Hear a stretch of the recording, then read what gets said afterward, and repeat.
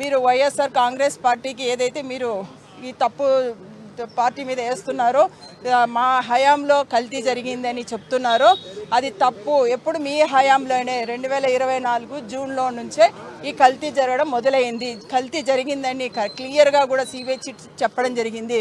దయచేసి రాష్ట్ర ప్రజలందరూ కూడా గమనించాలని తెలియజేస్తున్నాం. ఎవరు అవాస్తవాలు చెప్తున్నారనేది ఖచ్చితంగా రాష్ట్ర ప్రజలందరూ కూడా ఇప్పుడు అందరికీ కూడా తెలుస్తుంది.